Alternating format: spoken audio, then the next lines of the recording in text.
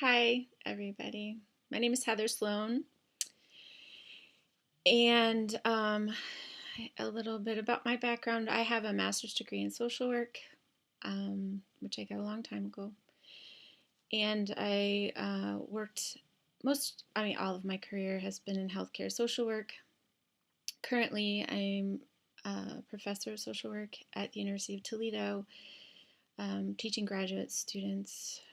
Um, I um, My interests in study are looking at medical culture or healthcare culture, in particular looking at the role of physician and how that's constructed, also how professionals in general are taught about working with people that are different from them in lots of ways in terms of class, gender, ethnicity, disability, and how really there's piss poor preparation for um, all of that. um, so that's what I'm hoping to write about eventually and do more research on. Um, I know very little about disability studies. While working in the neonatal intensive care unit, I read some work by Michael Barabay about his son with Down syndrome. In the NICU, the neonatal intensive care unit is a place where people sort of get the label of disabled often, or it's avoided. So I was very much at the very beginnings of the construction of disability, what's considered normal and abnormal, um, and reading sort of his ideas around um, what it means to be human and how cognitive ability is a part of that stuff and how it sort of changed his ideas about what's valued about people. Um, so and I know he writes more about disability stuff now, but I haven't read more of his current um, work.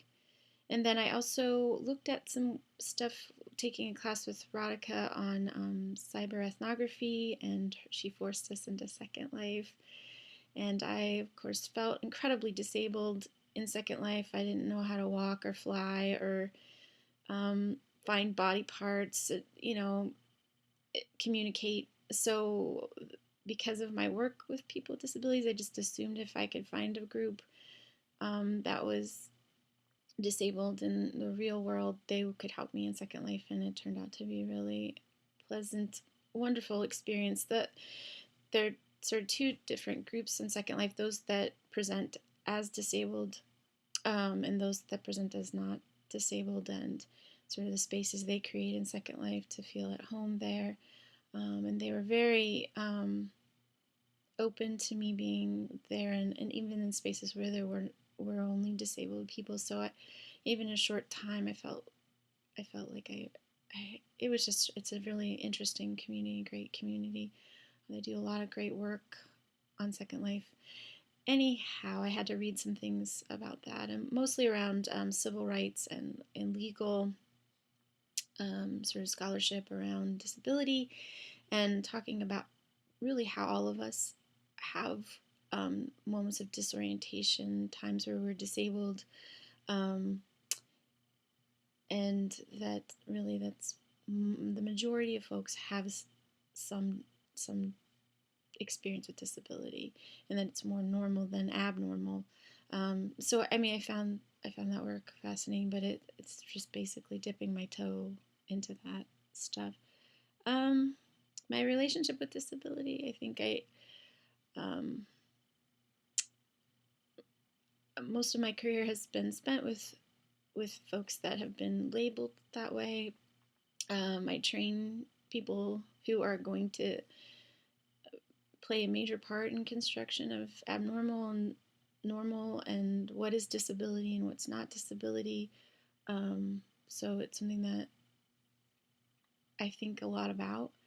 Um, I also have had very close relationships with people that identify or have disabilities, a big part of their identity.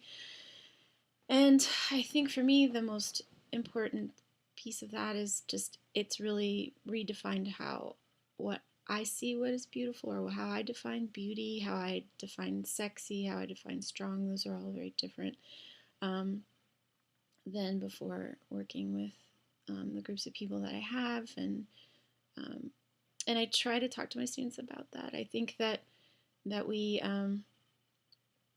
people.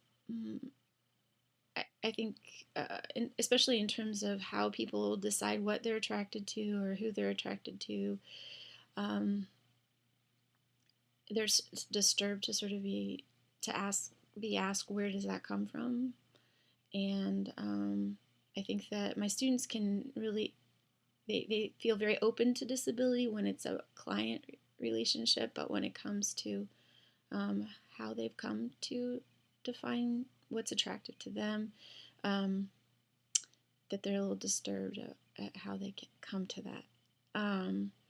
So I guess